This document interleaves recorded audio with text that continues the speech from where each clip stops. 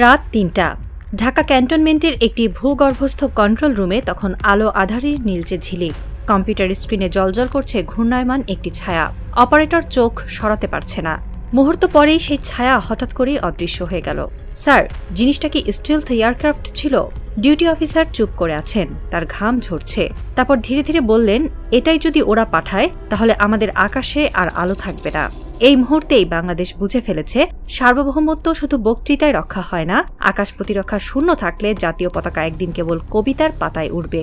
রাডারে অদৃশ্য ছায়া মানে শুধু প্রযুক্তি নয়, সেটি এক নিঃশব্দ হুমকি, যেন একটি রাষ্ট্রের বুক ভরে ঢুকে পড়া অব্যক্ত আতঙ্ক।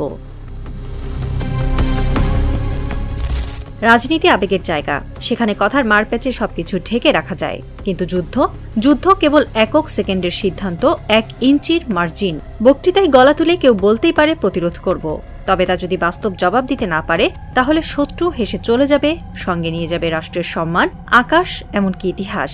বাংলাদেশ বহুদিন ধরে শুধু স্লোগানে যুদ্ধ প্রতিরোধ করার ব্যর্থ চেষ্টা করেছে। পদাতিক সৈন্য আছে, সাহসিকতা আছে, আত্মত্যাগের ইতিহাসও আছে। কিন্তু যদি আক্রমণ আসে আকাশ থেকে, যদি আসে আধুনিক যুদ্ধবিমান দিয়ে, যদি স্টিলথ বিমানের নিচে পড়ে যায় জাতীয় পতাকা, প্রশ্ন হলো আমাদের কি আছে? 1971 সালে স্বাধীনতা যুদ্ধের সময়কার মিগ বিমানগুলোর পর আমাদের আকাশ প্রতিরক্ষায় চোখে পড়ার মতো বড় কোনো বিনিয়োগ হয়নি। 1975-এর পর একের পর এক সরকার প্রতিরক্ষা নিয়ে বেশি কিছু ভাবেনি। উন্নয়নের নামে বাহিনীগুলোকে একরকম অবহেলার মধ্যে রাখা হয়েছে। আধুনিক এয়ার ডিফেন্স ব্যবস্থা বলতে এখনও 1960-70 দশকের ডে-7 বিমানের দিকে তাকিয়ে আছে পুরো রাষ্ট্র। একদিকে ভারত তার আকাশে S-400 বসিয়েছে, অন্যদিকে মিয়ানমারের হাতে রয়েছে চীনের J-7। আর বাংলাদেশ 50 বছরের পুরনো টিনের পাখা, আর সেই পাখার শব্দ এখন আর আকাশে শোনা যায় না। 2025 সালের শেষ প্রান্তে এসে এই স্থবিরতা ভাঙল। বাংলাদেশ সরকার ঘোষণা দিল J-10C যুদ্ধবিমান কেনা হচ্ছে চীন থেকে 20টি, এবং পুরো একটি পূর্ণাঙ্গ কমব্যাট প্যাকেজ সহ। চুক্তির পরিমাণ $2.2 বিলিয়ন মার্কিন ডলার, প্রায় 7,060 কোটি টাকা। এই প্রথম বাংলাদেশ এমন উচ্চ মূল্যের যুদ্ধবিমান প্যাকেজে চুক্তিবদ্ধ হল। এবং এই চুক্তি কেবল অস্ত্র নয়, এটি কৌশলগত মানচিত্র বদলে দেওয়ার একটি রূপরেখা। J-10C কি? এটা স্টিলথ ক্যাপাবল চতুর্থ প্রজন্মের আধুনিক যুদ্ধবিমান। চীনের চেংদু এভিয়েশন গ্রুপের তৈরি এই জেট এখন বিশ্বের অন্যতম সেরা মিড রেঞ্জ মাল্টিরোল ফাইটার হিসেবে বিবেচিত। 20 কিলোমিটার দূর থেকে শত্রু শনাক্ত করতে পারে, 75 কিলোমিটার দূর থেকে লক্ষ্যবস্তুতে মিসাইল ছুড়তে পারে। রাডার অ্যাভয়েডেন্স সিস্টেম সহ যুক্ত হয়েছে PL-15 লং রেঞ্জ মিসাইল, যা ভারতের Su-30 জন্য সরাসরি হুমকি। এর electronic warfare suite, beyond visual range engagement capacity এবং ফ্লাই বাই ওয়ার সিস্টেম একে করে তুলেছে এক ভয়ঙ্কর অস্ত্র।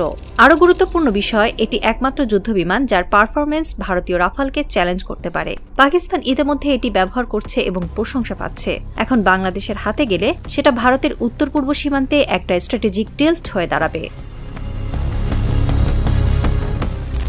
এই চুক্তি শুধু যুদ্ধবিমান কেনার মধ্যেই সীমাবদ্ধ নয়, এটি একটি পূর্ণাঙ্গ কিল চেইন প্রতিরক্ষা কাঠামো। যুদ্ধবিমান, radar, missile, ground station, pilot প্রশিক্ষণ সব একসাথে। বাংলাদেশ একসাথে নিচ্ছে PL-15 missile, long range air to air, PL-8 এবং PL-10 short range missile, KG-88 air to ground guided বোমা, YJ-83 antiship missile, KLJ-7 A radar system, JY-27 A early warning radar, JSQ-9 long range air defence launcher. এছাড়া রয়েছে পাইলটদের জন্য training jet ও simulator, ground স্টেশনের জন্য চীনা প্রযুক্তি, এক্সপোজড লঞ্চার সিস্টেম যা পাহাড়ি অঞ্চলে বসানো যাবে, ডাটা লিঙ্ক প্রযুক্তি যা থ্যালাস রাডার ও চীনা রাডার যুক্ত করে। এই সিস্টেম একটি চেইন কিলার, যেখানে কোনো শত্রু রাডারে ধরা পড়লেই সিদ্ধান্ত ছাড়াই মিসাইল চালানো যাবে, প্রতিক্রিয়ায় দেরি হবে না। এই ইন্টিগ্রেশন বাংলাদেশের ইতিহাসে প্রথম। প্রশ্নটা অনেকেই করছেন, এতদিন কেন চুপ ছিল বাংলাদেশ? কারণ একটাই, রাজনৈতিক অনিশ্চয়তা। 2018 থেকে 2024 সাল পর্যন্ত বাংলাদেশের রাজনৈতিক পরিস্থিতি ছিল উত্তাল।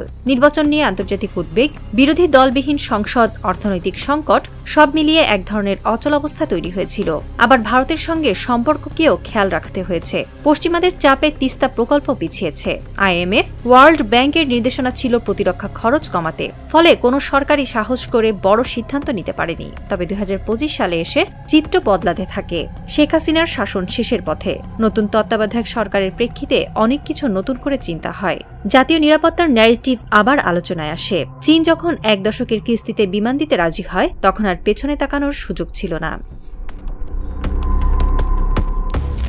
এই চুক্তির খবর ফাঁস হতেই ভারতের প্রতিরক্ষা বিশ্লেষকদের মধ্যে আতঙ্ক ছড়িয়ে পড়ে। টাইমস নাও, এনডিটিভি, scroll.in সবাই এক সুরে বলেছে বাংলাদেশ এখন চীনের খুব কাছাকাছি চলে যাচ্ছে।